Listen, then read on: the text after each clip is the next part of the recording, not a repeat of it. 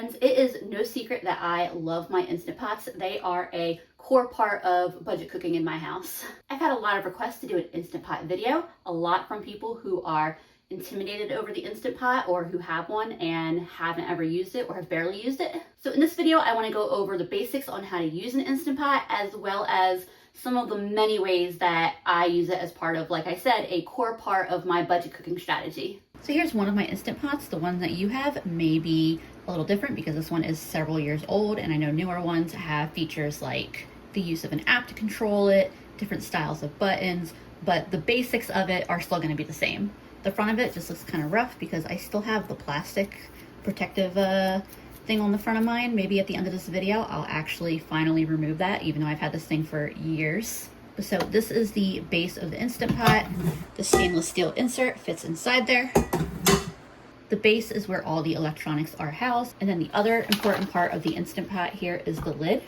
Whereas, like I said, the base houses the electronics. This is able to be fully washed. You can put this in the dishwasher. The sealing ring here can come off. It can be washed. You can hand wash it in the sink, either way. This is a very discolored sealing ring because I haven't changed the sealing ring in quite a while. But this is just a visual discoloration. It still works fine. It cooks fine. Some people are concerned because these sealing rings can and do hang on to the smells of the foods that are cooked in them. Some people choose to switch out these rings depending on what they're cooking. If they're cooking really smelly things or savory things, they might use one sealing ring and then a different sealing ring for lighter flavored foods or sweet foods. Even though the ring does trap cooking odors, I have never noticed that affect any dish I've made. So I just use the same sealing ring. The parts to know on the lid here is that we have this little valve here, and this says venting. Turn it this way, it says sealing. Just like it sounds, when it is set to venting, the pressure will vent out, or it will release the pressure, versus when it is sealing, that closes it up and allows the Instant Pot to build pressure, which is how it cooks. Right here, you can see there's this little pin. And the super duper fast version of how the Instant Pot works is that you've got food and liquid in here, and you close that lid up, you switch this little valve to sealing. The heating element at the bottom of the Instant Pot starts to heat up. It starts to heat that liquid up and produce steam that builds pressure because there's no place for that steam to escape to. When enough pressure and steam builds, that little pin pops up, and then the unit is completely sealed. And the contents inside cook under pressure cooking. And there are so many cool ways that you can use an electric pressure cooker. I haven't even done all of them yet. But one of the really important things I want to mention is that you cannot can in one of these electric pressure cookers. So do not try to can in it. Using the pressure cooker for the first time, it's a really great idea to do what they call a water test. This is a good opportunity for you to get comfortable with how the pressure cooker works. But more importantly, especially if you have a new pressure cooker, it's going to just quickly verify that the unit is operating as it should. So first thing with the pressure cooker that you want to think about is placement. Once this comes to pressure, you're not going to want to move it, so make sure wherever it is on your counter, it's where you want to keep it. And then this does release a lot of steam above it. So you want to keep in mind, if you have cabinets, you don't want to put this under cabinets. Especially if you have cabinets like mine, which are cheap pressed particle board. You want to blast all that hot steam right under your cabinets. So once you have this thing placed where you want it, we're going to take the lid off. The pressure cookers usually have this little slot on either side and tabs on the lid, so that way you can just set the lid in the tab there. I'm going to plug this pressure cooker in. I'm going to add 2 cups of water, and before I put the lid on, I just want to make sure that this sealing ring is set in there and it's not, popped up awkwardly or anything. I'm going to get the lid on. So it may take a little bit of wiggling around there, but you'll feel, it drops down into place, and then you're going to twist it so that way it is locked. The tabs on the handle will match the handles on the side of the pressure cooker. You're gonna take this toggle here and take it from venting to sealing. I'm gonna hit the pressure cooker button. It's already set for 5 minutes, although if I needed to change the time, there are these plus and minus buttons here, but I'm gonna leave it at 5 minutes. In just a second here, it's gonna automatically switch to on. Some of the newer ones I've seen do have a start button, but if yours just has a pressure cook button, it automatically will start by itself. Now, when it says on here, the timer is not going yet. I saw a video where a girl was stressing because she set a timer for 4 minutes. 4 minutes had passed, and there was lots of steam coming out the pressure cooker, and she didn't know what was going on. This is not the timer yet. The unit has to come fully to pressure before that timer will start and the cook time will start. That's a common misconception. When they hear a 4-minute cook time, they think that that is the entire cook time, but most recipes don't mention the time it takes for the pressure cooker to come to pressure first. So the pressure is building up in this. You see the pin just came up. It is not quite fully pressurized yet, but once that pin comes up, you're pretty close. And by the way, how long it takes to come to pressure is gonna vary, all depending on what you have in the pot and how much you have in the pot. And this just became fully pressurized. So that 5-minute timer is gonna count down to 0. In terms of the water test, we have achieved what we set out to do. The Instant Pot successfully fully pressurized and switched into cook mode. There isn't steam coming out in any places it's not supposed to. When the timer hit 0, my Instant Pot beeped that it was done. And then, so initially it'll say L000 and it starts counting up. So it has been 1 minute since the timer finished, and you can see that pressure cooker button is no longer lit up and it is just the keep warm button. So at this point, the pressure cooker is doing what is called naturally releasing the pressure. And that is where you just let the pressure slowly and naturally release without you intervening in any way. And depending on what recipe you're cooking, some of them are gonna ask you to just naturally release it. That's the easiest and most convenient, but it does take longer. Depending on what you're cooking now, some recipes are gonna want a quick release so that way the food that is inside doesn't overcook. In this case, we're gonna be moving that valve over to venting. This is the part that probably scares people the most about using an Instant Pot. It's not bad. The most important thing is to know that steam, hot steam, is gonna be coming out of that thing. So you don't wanna put your hand or your face or any body parts over top of that valve. I think that this is one of the tools that came with my Instant Pot. I never use it. I probably should donate it. I am going to use it to show you how to easily and safely release the pressure without having to get your hands near this thing. So any kitchen tool that you have that has one of these little slots on the back, and honestly, you don't even need one with a slot. I use a wooden spoon just as easily. All we're going to do, and remember, just making sure no body parts are above it. It's not under our cabinets or anything. It's going to sound scary, but it is not bad. All you're going to do is keep that over. That's all there is to it.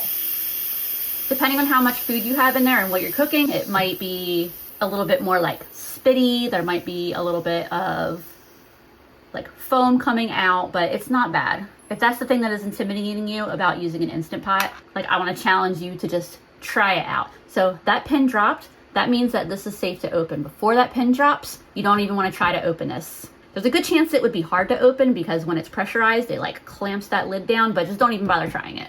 Pins down though, that means it is completely safe to open this. It is not pressurized any longer. So we just turn it, watch for steam. At this point, just treat it like a pot of water that you have on your stove, and that's all there is to it.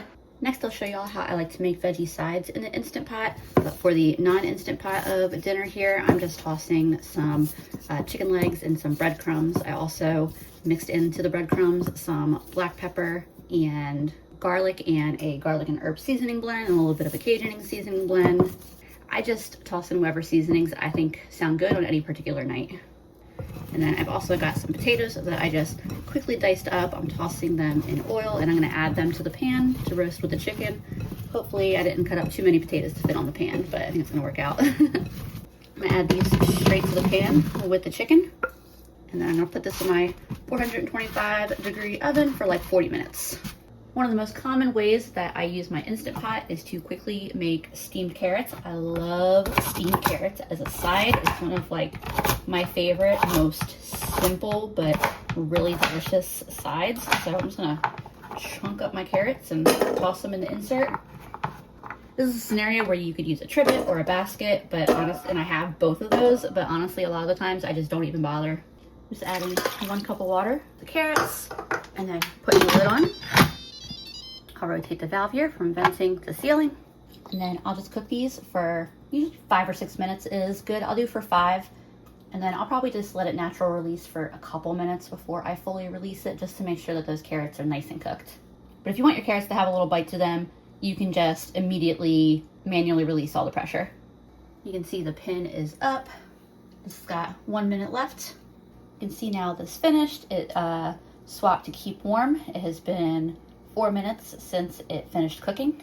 And like I said in the water test portion of the video, you can either use the little notch on the end of the tools that come with the Instant Pot. You can use your hands. I got lots of tools that didn't come with the Instant Pot that I could use, but the steam's really not scary as long as you don't put your hand over it. Takes about a minute for the pressure to release, but there, the pin has dropped. So now I can twist the lid and safely open it. And then same thing, a lot of steam coming out. That's really the scariest part, and where you're most likely to burn yourself with the Instant Pot is getting yourself on the steam. I guess the other way would be the insert is also really hot, but I mean, that's the same risk as any pot. If you touch the side, like, it's not crazy hot, but if you bump it with your arm, it will, you'll be like, ow. I've got my carrots drained in a bowl here, and I'm going to also use the Instant Pot to steam some broccoli. Just chop my florets up into the size that I want them, and then I'll see if Andrew wants to slice this up and snack on it, because he usually does. Same with the carrots, just throwing in a cup of water, closing the lid, moving the valve from venting to sealing. And for these, I'm gonna cook them on 0 minutes. What that basically means is that this is going to heat up until the pin rises and it fully comes to pressure, and normally the timer would come on. It'll switch to cook mode and normally the timer would come on. Instead, it's gonna instantly beep that it's done and switch over to the keep warm setting. And I'm going to immediately quick release the pressure. That way the broccoli doesn't overcook. To finish off the carrots, I'm just adding in some butter and some salt. And this is my favorite way to eat carrots. When I was first starting to learn to like carrots, because I was a very picky eater growing up, the only carrots I would eat were ones with butter and brown sugar. Nowadays though, I prefer just buttered and salted carrots over the ones with the brown sugar. But yeah, this here, one of my favorite sides. I could probably just sit and eat this whole bowl all by myself. I know carrots aren't everybody's jam, but it's crazy that they're one of my favorites, considering I wouldn't have touched them for a good part of my life. Here's what that cooked broccoli looks like. Nice bright green. I'm gonna get this drained, and I'll finish my broccoli directly in the insert rather than dirtying up another bowl. So I'm just gonna get a little olive oil on it, a little bit of soy sauce, some black pepper, and some garlic. Toss that all around together and it's ready to eat. And here's how the chicken and veggies out of the oven came out. I'm ready to get myself a plate. And then there's the finished plate. All in all, this was a really easy dinner to put together. Absolute total time from start to finish was 55 minutes, but a lot of that time was just hands off. Yeah, I'm gonna go enjoy the heck out of this. I also wanted to share a couple of the most common issues that you'll probably come across in one of these pressure cookers, and luckily, I just happened to be having a minor issue with my little pressure cooker, so it is good timing to show that to you. So I'm going to zoom in here, and I don't know if you can hear the hissing kind of sound. Ignore the flour that is all over this thing, but there's a bubbling, hissing sound of steam escaping. And from further back visually, you can't really tell with this particular unit, and this did come to pressure no problem. But if it's having an issue sealing, which is what's happening, you might see steam actually coming out from the sides, not from the top here, because that would be a completely different issue. But if you're seeing it coming out the sides, now in here, but you can see the water is kind of dripping out in between there. And then if I turn you around to the back here, you can see that water is starting to pool there, which is not normal. And so basically what's going on here is that there is a lack of a seal happening between the lid and the base. And the issue is almost definitely that sealing ring that is in between. And it should be a super simple fix. So what I'm gonna do is I'm going to turn this off and release all the pressure out of it. The pin just dropped on this, so it's safe to open. So a lot of times it may not even be a major issue or anything that you have to repair or anything like that. So sometimes this little sealing ring, it's just not set right. You know, if it is actually sitting like this, not quite fully set in here, and you just would need to push this down. I can be a little careful right now because this lid is very hot, but yeah, sometimes if that gets pulled off a little bit, you just need to push it down and then it's ready to go. I definitely have had that happen, not like often, but it definitely happens occasionally. If I remember to, when I'm about to put the lid on my Instant Pot, I'll just like check and make sure that it's fully pushed down. But it has not been an occasional thing with this pot. It's been an every time thing with this pot. So I suspect that the sealing ring for this is probably stretched out or damaged in some way. And that can just happen from taking the ring off and on again, cleaning it. So I have a couple of new ones here. So here's the new one versus the old one. And I really think that that is going to be the whole issue. It's just that it needed a new sealing ring. When the ring stopped sealing properly on my bigger pressure cooker, I was having these same exact issues and it easily fixed it. And the new one, I mean, it's definitely a much tighter fit going back on, but I'm just pushing that in, making sure it is fully set in there, because like I said, if it's not fully set, it won't seal. There we go. So nice snug fit, fully set in there. So before I start this up, I'm just gonna get a towel and like soak up all this water that's collected in the rim here. Now that I've got that excess water just, you know, wiped up real quick, I'm gonna put that back on, make sure I put the sealing vent here back to sealing, and then I'm gonna do another pressure test with just water here, and it should theoretically seal perfect. And we now have a fully sealed pot. For dinner tonight, I'm going to be using my Instant Pot to cook this big old pork shoulder, also known as a Boston butt. I do prefer this cut over the picnic cut. I got this on sale for 99 cents a pound, so it was $7.50, and it's just over 7.5 pounds. These probably go on sale at least once a month at one of two stores that are local to me for this price. So I definitely like to pick one up when they're 99 cents a pound, and if they're not that cheap, I never buy them. Even though at the regular price of $2.29 a pound, the meat to dollar ratio is still really great. So anyway, I'm gonna grab a cutting board and a knife. To get this prepared for the pressure cooker, I'm going to cut it into some big chunks. I usually aim for like 1 to 2 pound chunks, and I can feel where the bone is here. I can see it as well. So I'll try to work around that. I also have some oil heating up in a cast iron because I like to sear it before it goes into the pressure cooker. And as I've mentioned before, though I don't think yet in this video, I don't love the sear function all the time on the Instant Pot. And honestly, this is just too much meat to effectively sear it. I should have sharpened my knife before I did this, but oh well. I'm gonna cut this one in half. See, this is a spot where it is separated anyway, so I'll work with that. Same thing with this piece. I'm just gonna cut it in half. All right, so I've got 4 pieces so far, and now we're getting near that bone, so it's gonna get trickier, and I'm probably gonna end up with a pretty large chunk for the part that is on the bone. That chunk came off nice, and then I think based on where the bone is running in here, I think I'm just gonna keep this chunk just like it is. So 7.5 pounds, and I cut it into 6 pieces. And before I put these in the pan, I'm just gonna season them up. Today I'm just doing salt, pepper, garlic, and a Cajun seasoning blend, but this is really a personal preference kind of thing. Season them however you like them. It's a good chance to be creative with seasonings. My pan is nice and hot. And I like to make sure that I get the largest piece with the bone in it in the pan first. And then I'll just fit however much else can comfortably fit in here. And I'm just gonna sear them for, you know, just a few minutes on each side till I get some nice browning happening. And then as soon as they are brown on each side, I'm gonna stick them in my Instant Pot insert, and I'll get the rest of these in the pan. How good that looks. See, this is why I like to get that big piece with the bone in early, because it's a lot easier to fit all the other little pieces around that big piece than the other way around.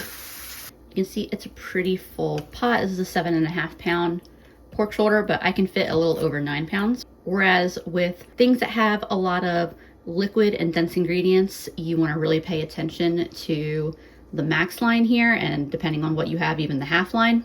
But with meat like this, it's okay if it sits a little above. That's no problem. So I turned the heat off of my pan here, and I'm adding a cup of water. And I'm just gonna really quickly deglaze the pan. And then I'm gonna dump that into the pressure cooker, and that is going to be my cooking liquid. So I'm just carefully dumping this in. I find it's easier to do if I don't have the lid sitting on the side. On the bright side, my pan is almost clean now, but I'm gonna close this, turn the valve back here to sealed. I'm going to cook this for, I like to do at least an hour 15. I'd say an hour 15 to an hour and a half is what's gonna guarantee that you've got a really tender, shreddable pork. My pressure cooker has been depressurizing for 28 minutes now. The pin hasn't dropped yet, but it probably is gonna drop in like within the next 5 or 6 minutes tops. So I'm gonna get started on my side. I'm not gonna move the large Instant Pot that still has the pressure in it, but I am going to unplug it. That will of course turn the keep warm setting off, but that is okay. I just need the outlet. One thing I don't think I mentioned yet, if your pot is wet for any reason, I would go ahead and dry the outside of that off before you put it inside. You just want to avoid getting water down in here. So the side I'm going to be making is Instant Pot mac and cheese. I rarely make mac and cheese in my Instant Pot because I actually really enjoy making it on the stove top. I like making a bechamel sauce, but making it in the Instant Pot is also a really great option. So to get it started, I'm adding 2 cups of water. I'm adding in a little bit of chicken bouillon. You could alternatively use broth, or you could do 1 cup of broth, 1 cup of water. Make it half and half. For my pasta, I got this jumbo elbow macaroni. This is what I was in the mood for. And in general, I think that a larger, sturdier pasta does hold up best in the Instant Pot. I'll add my pasta in just a second here. I'm adding 8 ounces of pasta, or half a box. That was a tablespoon of butter. I did weigh out my pasta because I cannot guesstimate half a box of pasta to save my life. Pasta math is not my strong point. And I'm gonna quickly season this with a little bit of pepper and garlic. Some of this garlic and herb seasoning blend. If you have mustard powder, this is a great opportunity to use some of that. I do not. I'm gonna do a little bit of Worcestershire because I usually put a little bit of Worcestershire in my mac and cheese. And then I add my pasta in, and I'm going to press the pasta down to make sure it is fully submerged, but I don't want to stir this. That's the thing with cooking pasta in the pressure cookers, is that you don't want to stir it because apparently that will give you a burn notice that that stuff wants to burn to the bottom of the pot. And when you get the burn notice, it stops cooking. You got to empty everything out, clean the pot, put it back in with a little more liquid. It's a whole thing. So the Instant Pot pasta math that I've always been told is you take this 8 to 10 minute cook time off the box. You take the lower end of it, so 8 minutes. You divide it in half, so 4 minutes, and then you knock a minute off of it. So I'm going to cook this for 3 minutes. I'm not worried about it being too al dente. That is an easy fix. It's harder to fix overcooked pasta because if it is undercooked, we can just pop the lid on and leave it in for a couple minutes to cook in the hot water. Don't even have to put the Instant Pot back on. So 3 minutes, and then I'm going to immediately quick release all the pressure as soon as it's done. My little Instant Pot pressurized and has a minute left, and then the pin on this dropped, so I'll open that up. Look how good that looks. I wait till the mac and cheese is done to pull this out of the pot just because counter space room issues. My Instant Pot just beeped that it's done, so we're gonna immediately release all the pressure. Most of the time I use my hands, but like I said, you can just use a tool. And one thing to note is that pasta and potatoes are 2 foods that tend to produce a lot of foam, so they may have a little more spitting but this one isn't very full, so that's not bad at all. All right, pin just dropped down. I can open this up. And now I can go ahead and stir this. It's a little bit stuck together, but it'll come apart in just a second here. Just need to get that butter stirred around into it. And of course, y'all didn't even see that because the lid made the camera autofocus. So there's the pasta. Nice and yummy.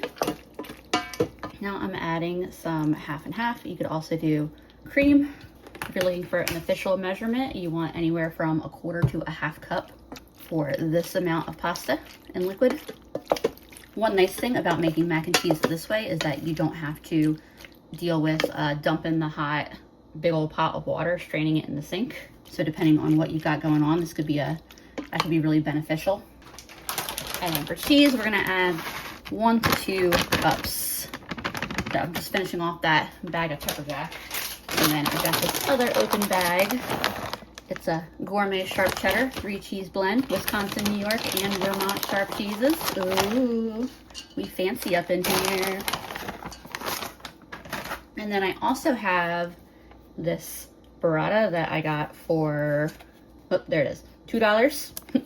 And I did read that you can put it in mac and cheese. Ooh, look at that. Should have bought more of it for the $2.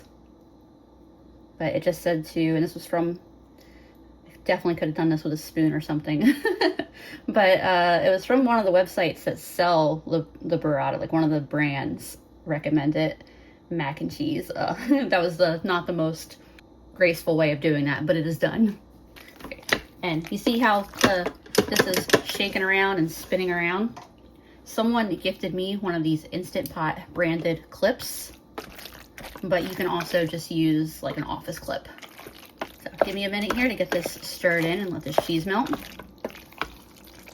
Even though that was a lot of cold cheese going in there, it melted very, very quickly. The mozzarella from the burrata is taking the longest to melt, but it's also kind of the biggest chunks of cheese that were put in there. I may just let this sit for a minute for that to fully melt, but I'll give this a taste now. And the mozzarella makes it a little bit stringy. If you don't like that in mac and cheese, just don't use mozzarella. That is good. Putting that burrata ball in there, oh my gosh. This is so good. I don't need to make a single adjustment, add a single thing. This is perfect. And I am unplugging this Instant Pot. I don't want to keep that keep warm setting on. I could also hit cancel, but I'm actually gonna pull the whole insert out of the Instant Pot just so I have more room going on here. I will say one thing that I do really love about this, the official Instant Pot clip, is that it's magnetic. So I just keep it clipped to my Instant Pot all the time so I never lose it. So I did also take this insert out, not just because it gives me more room on the counter, but because I'm going to want this whole thing to start cooling down so that way I'll be able to get it in the fridge. I love using this Pyrex bowl when I pull my pork out because I'll end up storing all the pork in this bowl. I have a lid that just pops on and then this can go in the fridge. I don't know if I want to shred all of it because this isn't the only thing that we're going to be using the pork for.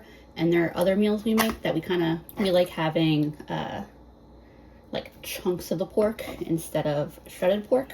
I did want to show y'all though how clean the meat comes off the bone. And then shredding this is quickly achieved with a couple forks.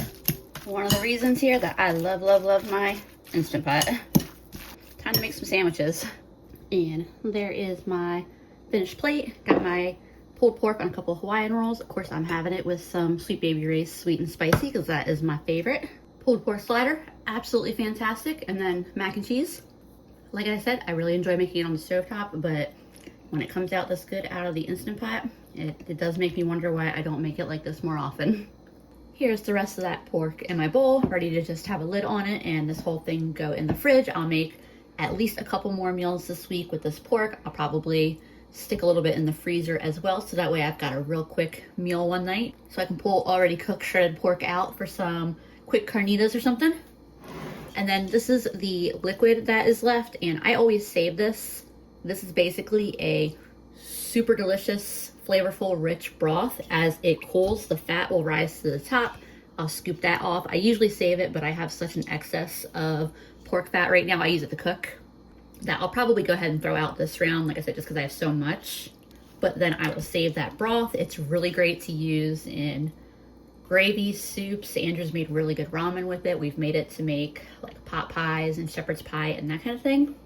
And then one really nice thing about cooling down stuff like this, really any kind of meal that you have that you've made in the Instant Pot and you're trying to get it cooled down kind of fast, is because it's a metal insert, you can put this in the sink and fill your sink around the pot with cold water and stir around what's inside the pot and cool it down much faster, so that way it can get into the fridge. Hey friends, I have shown y'all a few ways I like to use the Instant Pot for preparing side dishes, for cooking large pieces of meat, and then now I'm gonna do a couple recipes that are like full meals in the Instant Pot. I'm gonna be making a butter chicken kind of dish for dinner.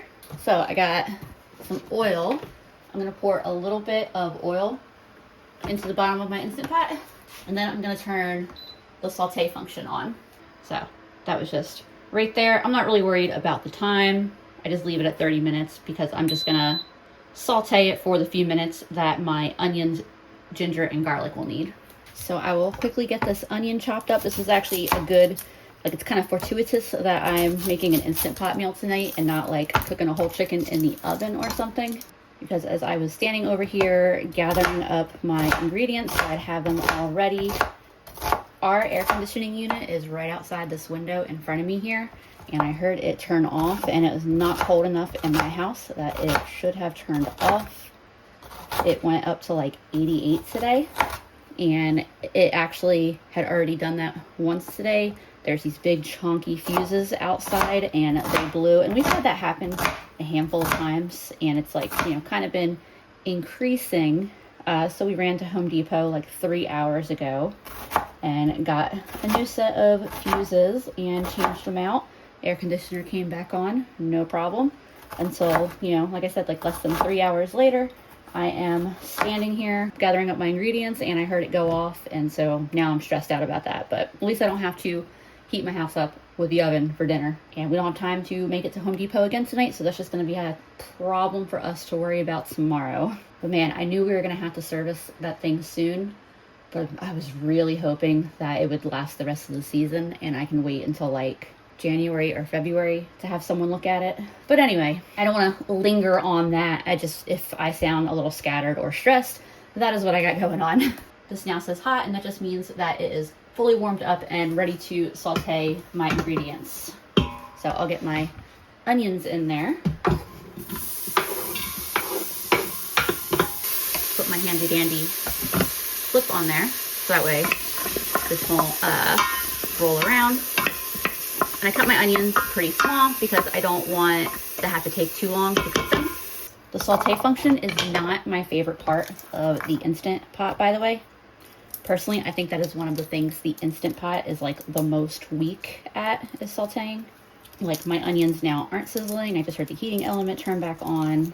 It can do it, especially if it's small amounts of food, but the more food there is, or like the more liquidy it is, the worse it does. You'll see a lot of people doing videos on cooking in the Instant Pot. They'll try to like saute like chunks of beef or chicken, and it looks more like it's been like boiled because it just doesn't maintain a hot enough surface consistently, and it's just too small of a space that it just doesn't get a real good sear a lot of the time. For my garlic, I'm actually not going to worry about cutting it super small.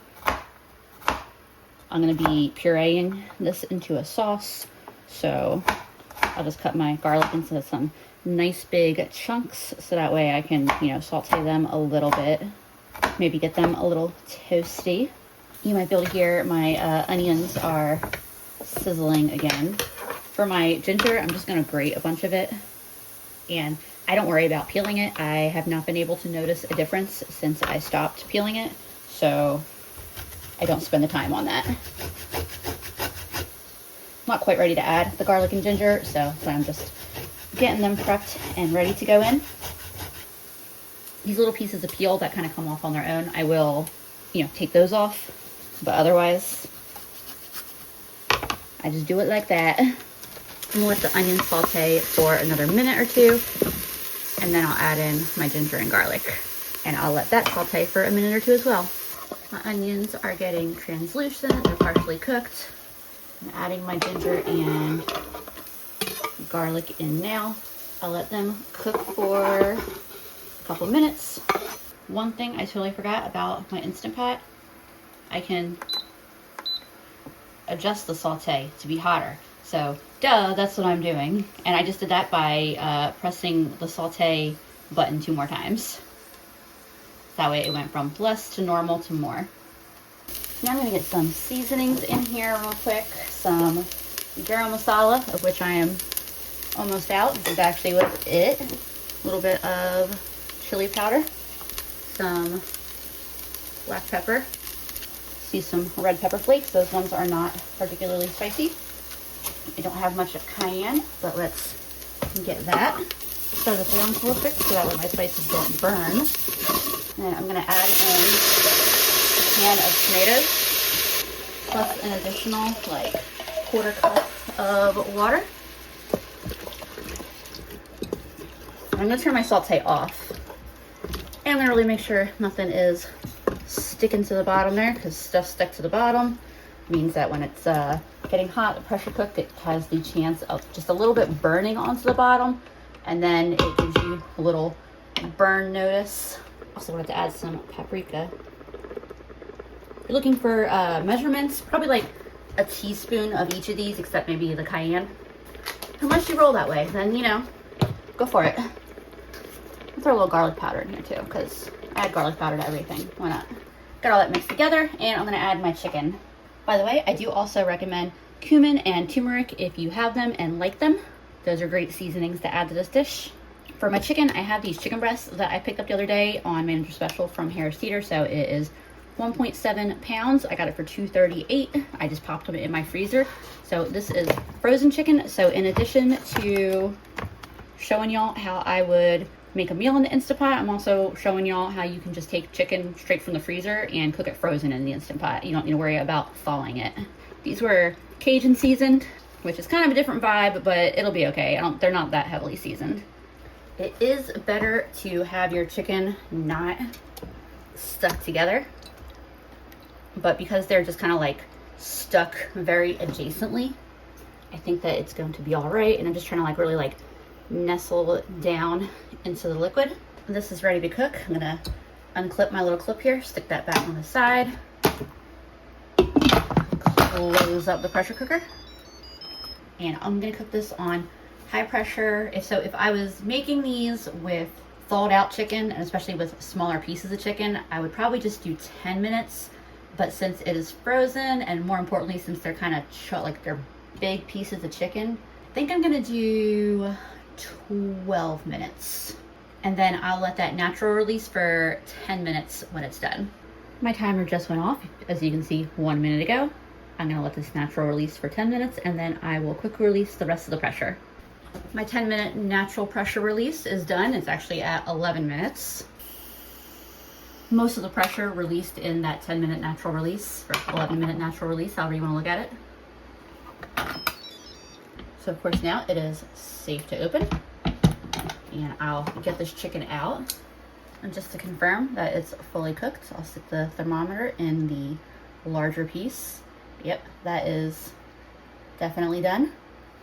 If you happen to check your chicken and it's not fully cooked, what I would do is put it back in the pressure cooker under pressure for a minute and then let it natural release again, and that would probably be good. The reason why it's a good idea to natural release meat is it something to do with it helping to like redistribute the juices throughout the meat and pretty much prevents your meat from being dry.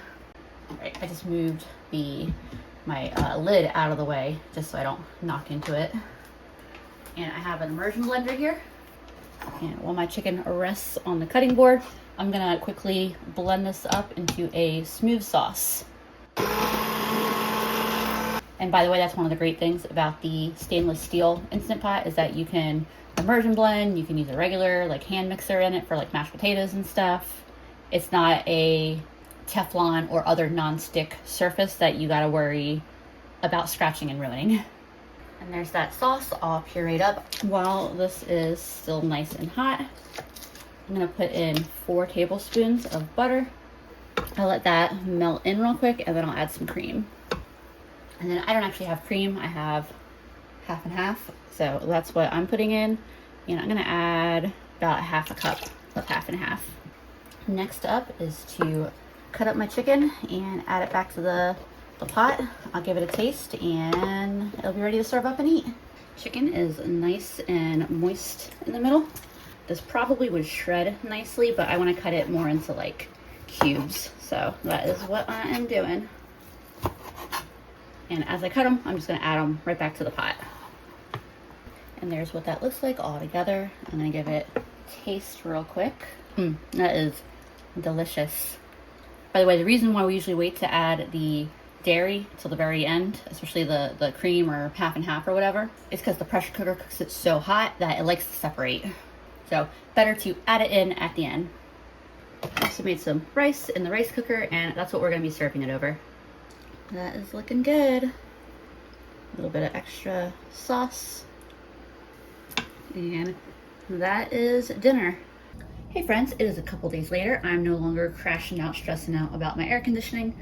Andrew went out, got a different set of fuses yesterday, and it's been running for a solid 2 days. So far so good.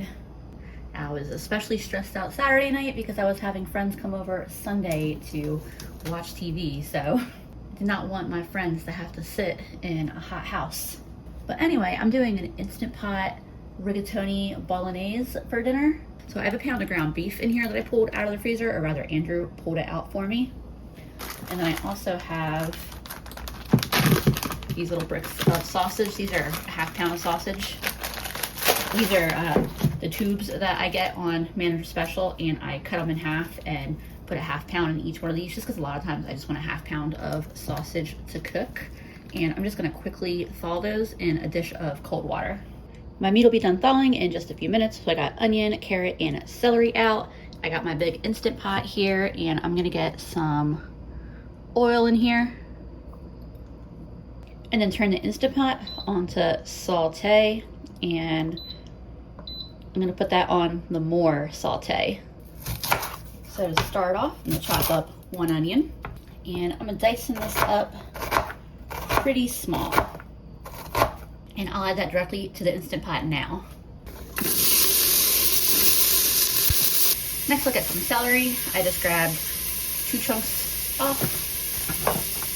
And just like with the onion, I'm aiming to dice it fairly small. And I'll add that directly in as I cut it. And same with my carrots here as well, and aiming to cut them into fairly small little pieces. And I am occasionally stirring the veggies that I have in the Instant Pot. Here's what those veggies are looking like. I'm gonna quickly chop up some garlic.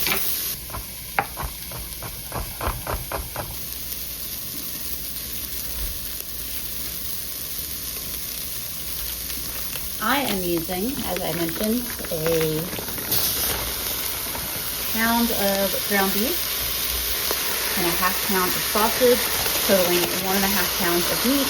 You could use pretty much any combination of ground meat if you would like. Obviously that will, affect the flavor to a certain degree, but it does give you some good versatility.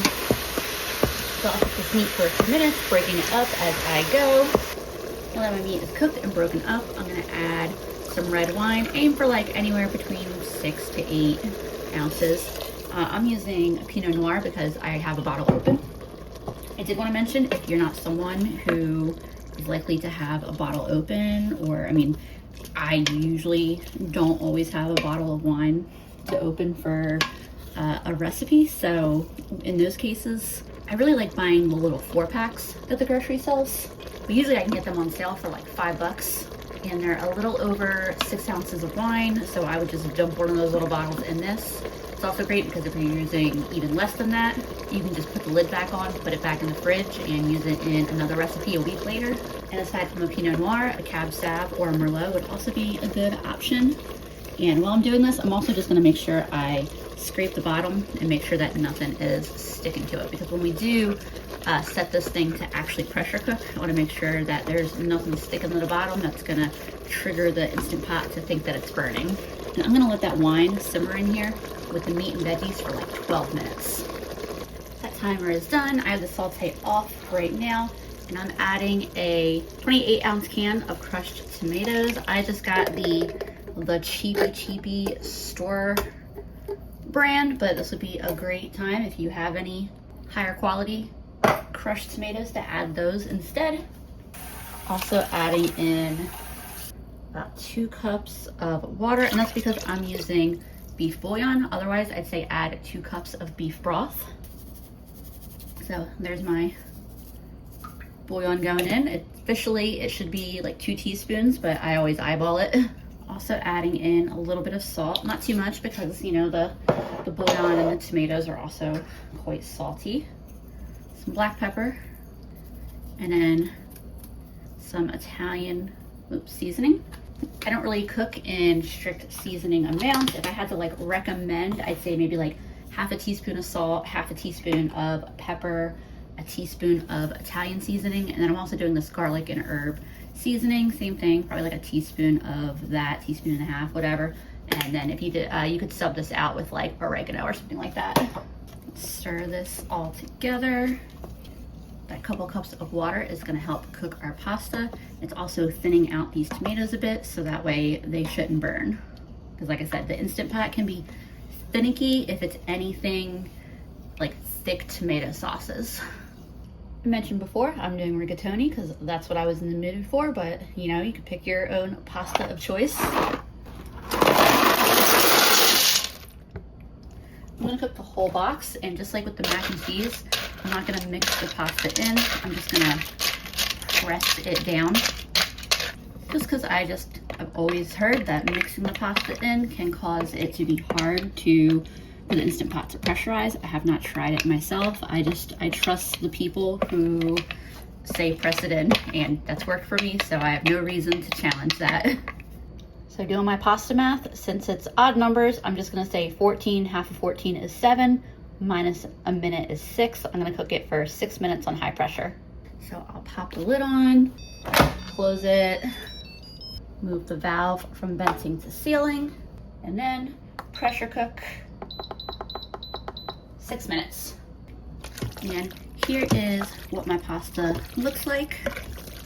It smells absolutely delicious. So I do want to let y'all know, I had like a nervous feeling as it was cooking. It didn't feel like it was coming to pressure fast enough. Okay, so basically when something that's really tomatoey is gonna burn, oftentimes you can kind of smell it burning before it comes to pressure, because it won't come to pressure. And it'll seem like it's taking a long time to come to pressure. And I just had like a paranoid feeling.